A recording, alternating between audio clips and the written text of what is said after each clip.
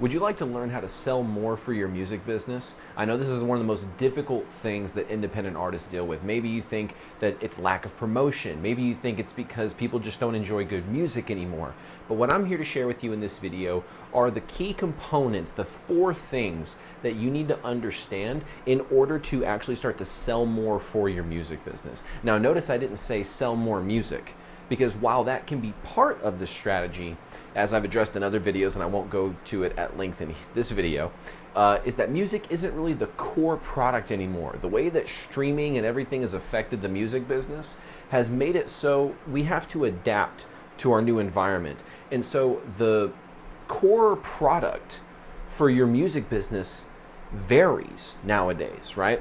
But there's a lot of key components in the process of getting someone who's willing to buy, because that's one of the biggest problems is we don't identify who is actually willing to buy and try to get in front of those people. We just kind of just try to get our music to whoever it gets to, and hopefully they buy if they buy, and there's this kind of laissez-faire mentality where we don't really pay attention to it. But I think paying attention to it and building systems around it and having a systematic approach to it is actually going to give you the best chances of selling more. So let's look at this. The first thing that you really need to learn is how to build a deep connection with your fans. Because a lot of times for people to want to buy something from you, there's going to need to be a connection that's established, okay? So we really need to dive deep into the story that your fan is living in, and how can you hop into that story, right? Now think about this for a second. A lot of artists are so focused on their own story and how that's going to work for them that they don't think about their fans in the story that they're living right now, because everyone kind of thinks of themselves as the main character, because they are.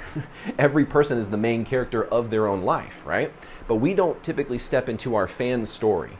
We're typically viewing everything from our position as an artist. But when we start to step into their shoes and understand how they're living life and how they perceive things, it makes it easier to create messages and other things like stories that we'll go into that build connection deeper than just this superficial, oh, that's a cool song, right? Because it can only go so far with that. Because once someone really likes 1 or 2 or 3, maybe 4 of someone's songs, then they're going to start to look into the artist, right?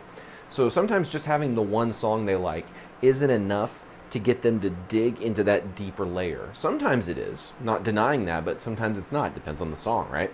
So what we have to focus on is the stuff that will be consistent, right? We can't predict how people will react, to our songs and stuff, but what we can do is create a way that we're putting our messaging in front of the people who we want to actually consume it. So, think about it. Like if I'm a metal musician, I want to put my music in front of metal fans, and I want to speak to a way that resonates with metal fans in a way that they would be willing to not only listen to our music, but actually spend money with us, right? And it's not like they're just spending money just because. We're obviously going to give them stuff of value. I'm going to go into that in this video, so stay tuned for that. But the first part of this is often forgotten and overlooked, and we really need to make sure that we understand this. So the thing that you need to do to really get a crystal clear image of who your dream fan is you need to build out what's called an avatar. Now, this is an averaged, idealized version of who you think would be your best fan. So think about it. Think about your music. Think about the community that you're in, and think about what would be the perfect person. What are their demographics? What are their psychographics, as some people call it? What are those different things that you can point to that makes them uniquely identifiable? So for instance, age, gender, where they're hanging out online, location, things like that, all can help narrow it down. Think about it, like Taylor Swift is obviously targeting like 13 to 25-year-old or 28-year-old females. That's her prime demographic.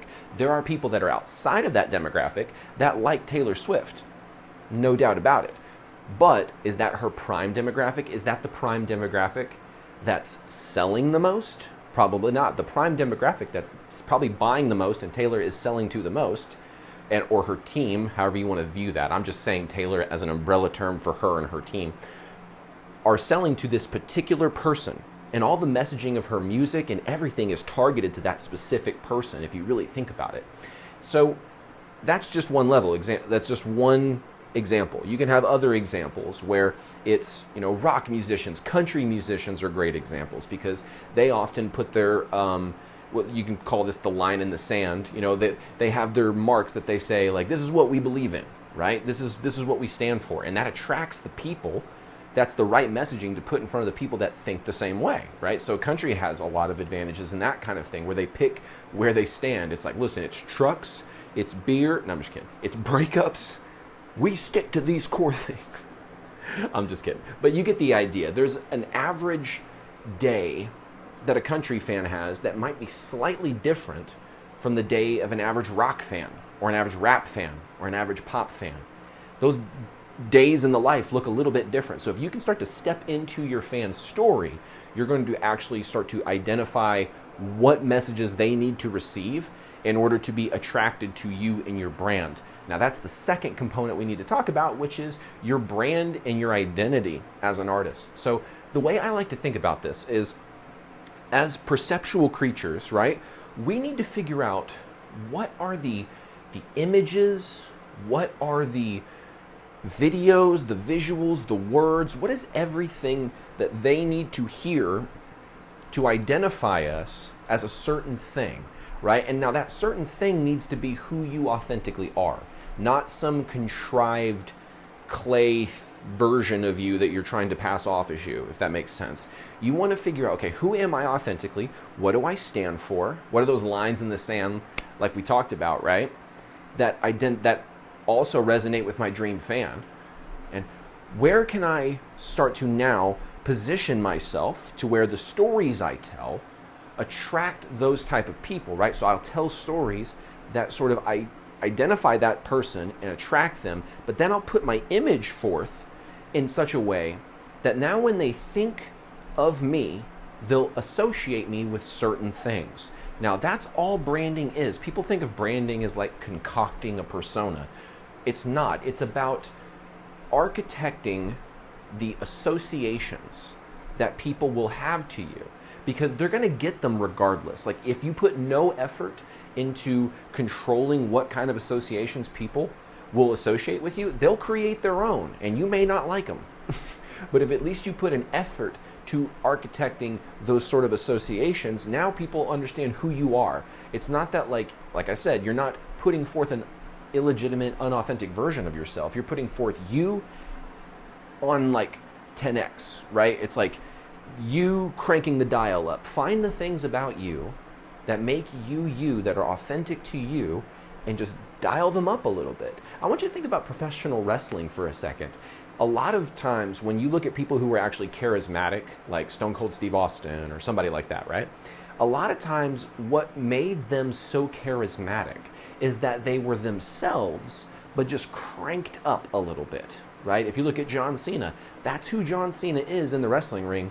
That's kind of who he is in real life, except if you turned the knob up to 10, right? Same with every single good wrestler who is able to communicate with a large audience, build an instant connection to a single person who's really just going out there and architecting a performance. Sounds kind of familiar, doesn't it? Huh. A single person or group of people getting up in front of a large crowd of people to build up associations. Oh, that sounds very familiar.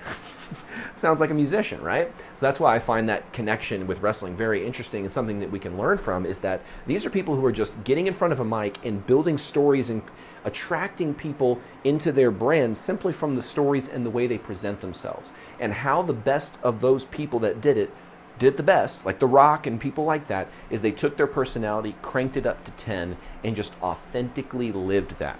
And then kind of figured out, like, okay, if I'm just going to authentically live this, what are the things that I can do so that when everyone looks at me, they think X, Y, or Z, okay? So that's all your brand identity is. So now that you know who you're going to put your messages in front of, what they need to hear, you have your brand identity, which is authentically you, but it's what they need to see. Now you've got two pieces of the puzzle that are working together, but we have more things at play here. So number 3, we need to create exclusives and scarcity around those exclusives. So the first thing that we need to look at is creating an offer suite. So what is an offer versus a product? I like to just simplify it like this. An offer is a product plus value added, okay? I got that from Stephen Larson. And one of the things that we find is that that's essentially taking a core product and amping it up a little bit. So you don't have to have one type of product though. So like if you want to know more about offers, I have other videos about it, so I'm not going to go into it too much at length here, but you get the idea. It's a product with some extra bonuses or a cool guarantee or some kind of value that you add to just the product itself. So now you have to identify what are the different offers that I need. I'm going to tell you right now, this is stuff that I teach my highest level, I'm kind of known for having an expensive high level program. That's sort of one of the things I'm known for in our little circle here in this business. But one of the things that I teach those people is what I'm about to show you right here. So what it is that every single musician has fundamentally 4, not 8 or 12, 4 core offers that they will have in their music business that will serve them at the highest level, okay?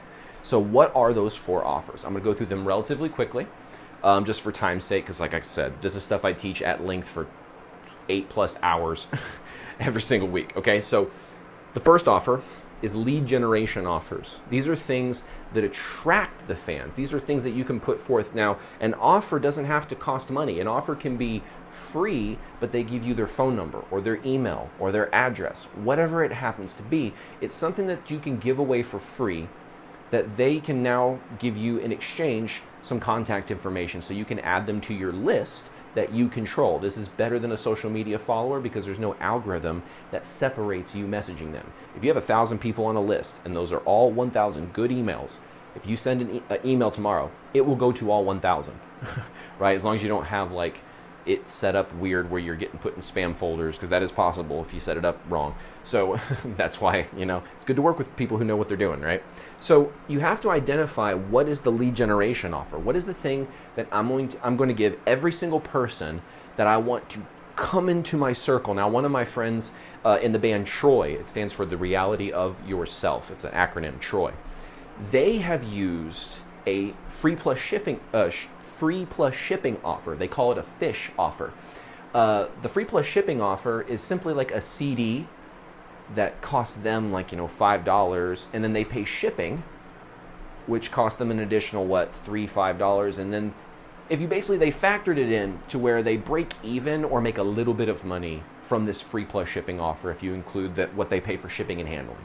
And what people would do is they would pay for the shipping, get the free CD that was signed by them and all kinds of good stuff, and that would be how they would introduce them into their world. And now they're in their email list, they have something tangible that they can hold, and now they're sending them stories and building rapport, like we talked about earlier, and I'll go into some of those things in just a moment too, which is, we've identified those different things that we need to attract people in.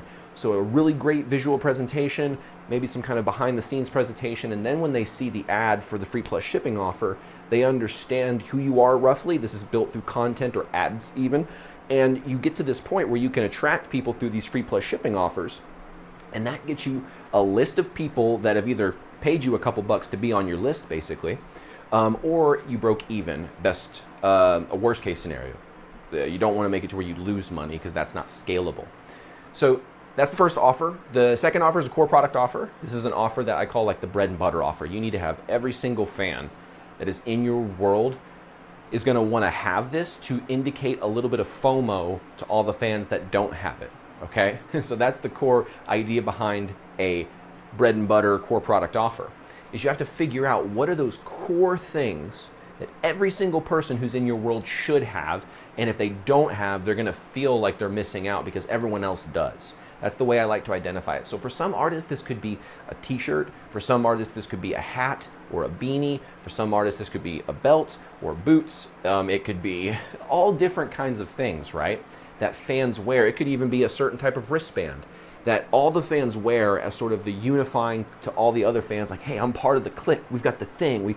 We've got the whole group that we're together with, and it's our love of this artist or band. That is a core product offer. That's the whole goal of it, is to get that type of environment going. And typically, you want to price this anywhere from like $5, $7, $10 to $20. If it's a shirt, it can go all the way up to $30. I typically like to save hoodies and things like that. In some cases, that can work as a core product offer, but it only works in certain niches where people wear hoodies all the time, even when it's summer, right? So you can all probably think of some different genres that apply to that, right? So now we think of the next two. I'm going to go through kind of quickly for time's sake. We have premium value offers. So now we have, it's kind of like just a regular core product offer, except it's more expensive. It's premium. This is identifying the hyper buyers inside of your list and in your community. Those people will be essential in supporting you financially throughout your music career. So you have a high-priced item that costs more than everything else, generally speaking. It's your most expensive thing. And that's what identifies the premium buyers in your market. That is something that a lot of people miss out on, is they think that like, well, my fans aren't going to be able to afford this. I'm like, you, one, do not know that. And two, even if none of your fans at the moment can or will buy this, you want to have it so that the second you find someone who is, they can. I've talked about this on another video, where sometimes it's better to have the offer and have it sit for the right person than to wait around to find the right person, and when you found them, they have nothing to buy, and by the time you make an offer, they've already kind of lost the heat of their excitement, and they're like, never mind, I'm okay. Where they would have bought if you had something right then, and they would have loved it, but you didn't have it, and then they just kind of moved on, and they sort of, So that happens. So you have to have the offer ready. So that's a premium value offer. It's something expensive to identify the hyper buyers. And then you have the continuity offer. This is the offer that you get monthly recurring revenue. They call that MRR, monthly recurring revenue. So this is things like Patreon, fan clubs, right? Any kind of group thing you've got going on, and maybe it's a club, maybe you've got some kind of service that you can provide to your fans. Maybe you can teach them how to sing, or teach them how to play keyboards, or teach them how to play guitar, bass, drums. Maybe you can teach them about songwriting. These different skill sets you can now offer that they will pay monthly to get access to. Very, very, very simple. And if an artist or musician gets all four of these offers optimized inside of their music business, they can create sort of a ladder that every single person goes through. They call that a value ladder. I talk about that in depth in my book, The Musician's Dilemma, if you guys want to check that out at any point. But what is foundational about this is that you have a series of offers that go from, okay, I just kind of got into the world, I don't really know about you guys too much. It's a lead generation offer, but it gets them to go from like cold to warm, right? And then you have a core product offer that goes from warm to hot. And then you have a premium value offer that makes them go from hot to even hotter. And then at that point, you can hopefully have a continuity offer that maybe is, $7 a month, $5 a month, $10 a month. Mine's as high as $17 a month, and we have fans that pay that. So you have to figure out what works for you in your market, and you can establish these offers and now have a business to work with. Now, the fourth component that we need to understand is the direct response side of this. Now, what is direct response? That's kind of a technical term. So it's kind of like a marketing perspective of getting immediate results and data from your customer or fans. So think about it like this. If we put out an offer and it doesn't do well, we have to immediately analyze and figure out what the heck went wrong, and we have to go back and we have to figure it out. But here's one of the skills that you'll learn, and that will get better. You'll get better and better and better at it, and it'll decrease the need for you to test as much as you will in the beginning, right? So that skill is copywriting. Copywriting, I'm not talking about COPYRIGHTING. I'm talking about copywriting as in copyright. That is salesmanship in print, fundamentally. And if you can figure out how to, and by the way, I know some of y'all heard salesmanship in print and you immediately thought that you have to turn into like an infomercial ad or something that you see in a magazine ad. That's not what I want you to think of. I want you to think about it like this. How can I, in text, in email, communicate with my fans in such a way that uncovers the value of my offer so that they can either make the decision yes or no? And if the decision is no, a majority of the time, we have to analyze. We have to figure out, what is the offer? Okay, is the offer not selling? One of the great direct response legends is a guy named Gary Halbert. He's kind of a enigmatic figure, but he fundamentally showed us that the most important thing to test is the offer. Because if you find the right offer beats bad copy, right, or copywriting. If you can figure that out, how to have the juiciest offer for your fans, it really doesn't matter how bad at selling you are, right? Like if you're not good at salesmanship at print, if your offer's killer enough, it will not matter because they'll buy it despite your bad salesmanship. But if you don't have the greatest offer but you're really, really good at copywriting, that's also not really going to work as well. I mean, you may get a few people who you can just ninja the crap out of them with sales techniques and maybe they buy, but that's not sustainable. What's better is you find that perfect match where it's an offer so good, they're like, man, I need this. And then you have the copy that makes them make that decision now. That's what copy should do. Copy should enhance an already great offer. But if you don't sell well and you feel like you've got good copy, you've learned the skills, you're positioning it in good ways, but no one's biting. Sometimes it's not the copy that's the problem. Sometimes it's the offer itself. And you can view that if you're looking at your email list. I have a video that breaks this down in detail, but you need to look at your open rate, your click-through rate, your conversion rate. If you look at those 3 pieces of data, you can determine where the problem is, right? If it's the open rate is down, subject lines or the audience is a mismatch, right? Number 2, you have to look at the click-through rate. That's how many people are clicking the link that you've put in. So that's determining how good the copy is. And then how many people will buy. That's the conversion rate. And that tells you how good the offer is. So if you can get people to the page and they are just not buying, then the offer needs to be adjusted. If they're clicking through to that, but they're just not buying, then the copy's fine. But if they're not even making it to the offer page, then maybe the copy is the issue. So that's kind of a quick, condensed way of how you diagnose the problem in your email list. But what you want to do is figure out how to present your offers in a way that makes people like, oh yeah, I totally want to do that. And one of the tools that we use is stories. Stories is one of the most valuable assets you have in selling because you can start to show people like who you are and build that connection deeper. Like I talked earlier about building a connection, like through social media and stuff like that. But also, once they get into your email list, you're going to tell them more stories to build that deeper connection. You want to tell them about all the trials and tribulations you went through that eventually turned into triumphs, so they can see that you've overcome a lot to be where you're at now, and that positions you as the underdog that they want to support get to where they want, right? It's like when you watch the movie Rudy, you're rooting for Rudy, right? You're trying to turn into Rudy. That fundamentally, even though the real story behind that movie is actually kind of tragic, in the sense that that guy's not who at all that movie portrays him to be as, but the movie's really good. So let's kind of summarize these 4 keys here. Number 1, you got to build connection in the social media sphere, right? At the top of the funnel, some may say. And we do that by hopping into our fan stories and building out an avatar to really understand who they are so we can create the right messages that will attract the right people. And once we've attracted them, number 2, we need to have the right brand identity so that when they do get attracted to our page and our images and stuff like that, they see who we are and they think, oh, this is a person who is XYZ. And XYZ is what you determined you wanted your brand to be, right? I want my brand to be authentic, but happy, but insightful. That's all done in how we present ourselves and the stories we tell online and how we interact with people. So they get attracted to you on the content, they see who you are, and what you can do now is figure out how to get them into your email list because you have offers. You have a lead generation offer that gets them into the list. You have a core product offer to sell them something. You have multiple of those first 2 offers. Then you can have all the other offers that we talked about, the premium value, the continuity.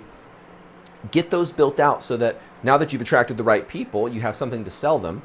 And then how do we sell them? Through the direct response method. Testing things. Going and learning copywriting, figure out how we present the offer, and if they bite or if they don't bite. And if they don't, we go back and analyze. We test and test and test.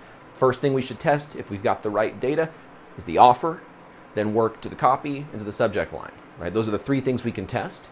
And by doing this, you are going to start to sell more because you've connected with the right people who actually care about your music and care about you as an artist.